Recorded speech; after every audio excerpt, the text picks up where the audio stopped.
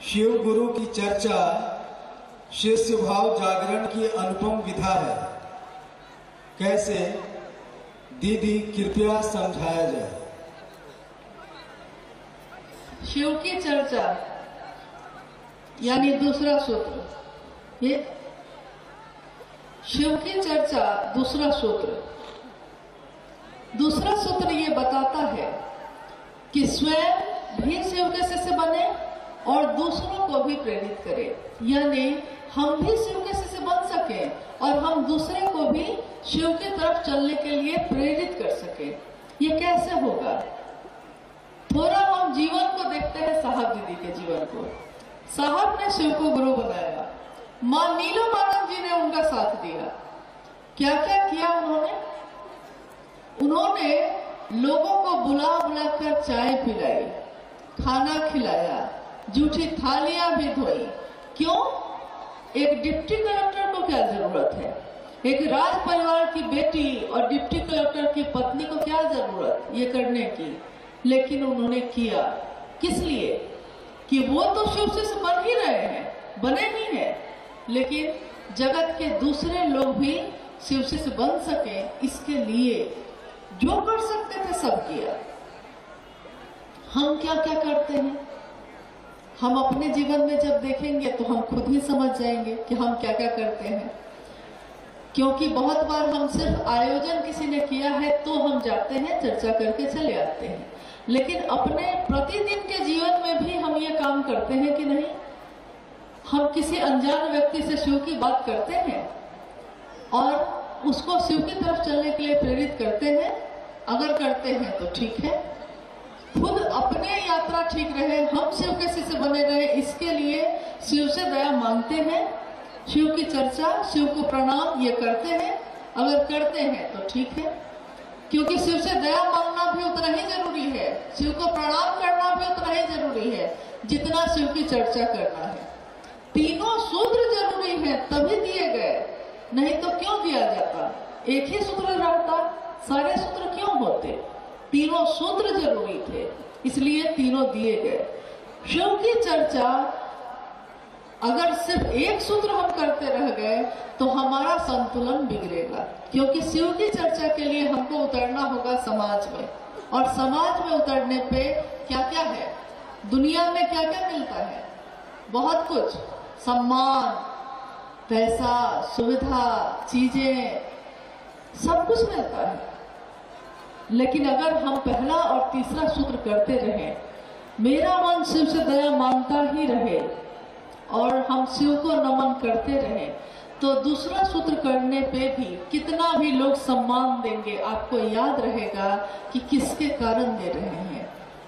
कितने भी लोग पैसे का कहेंगे कि ये हो जाएगा, वो हो जाएगा, आपको याद रहेगा कि अरे शिव को प्रणाम हो जाए, इससे बड़ी उपलब्धि, इससे बड़ा वैभव और कुछ भी नहीं है शिष्य के जीवन में।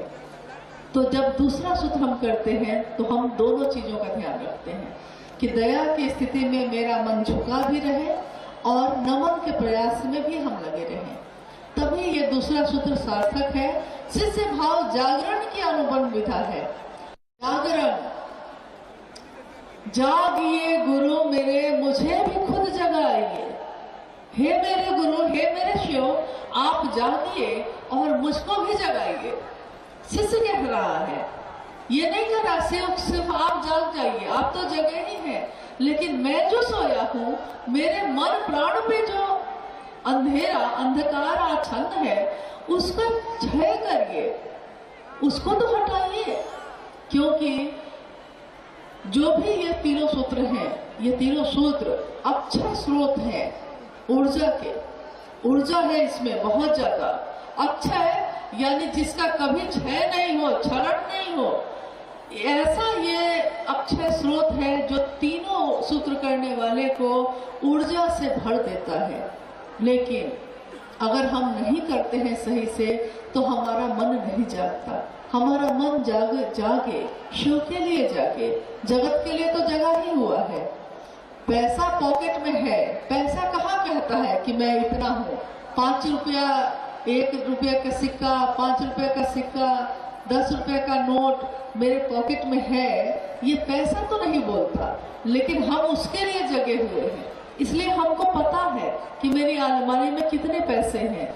पैसा नहीं बोलता, पैसा कागज का टुकड़ा है, लेकिन मेरा मन उसके लिए जगा हुआ है, इसलिए हमको पता है कि कितना है।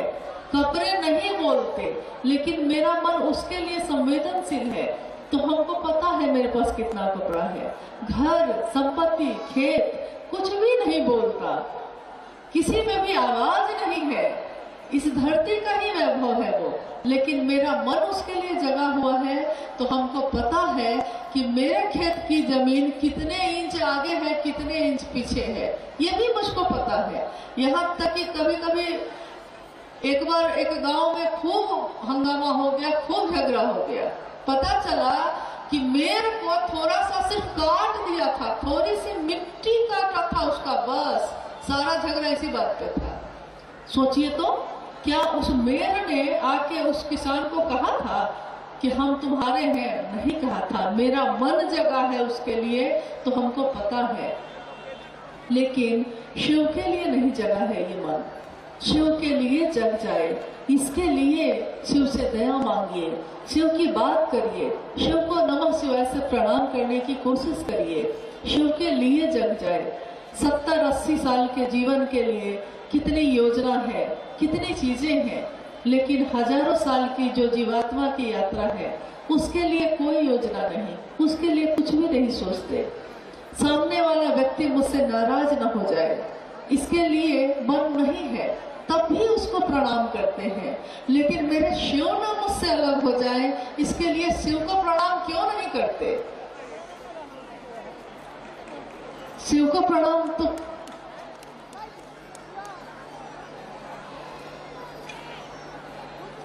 कितनी बार अचानक से लगता है जैसे ये वक्त थम गया है, ये चीजें थम गई हैं, और उपस्थिति महसूस होती है साहब की, मां नीलम आनंद जी की, मेरे गुरु शिव की।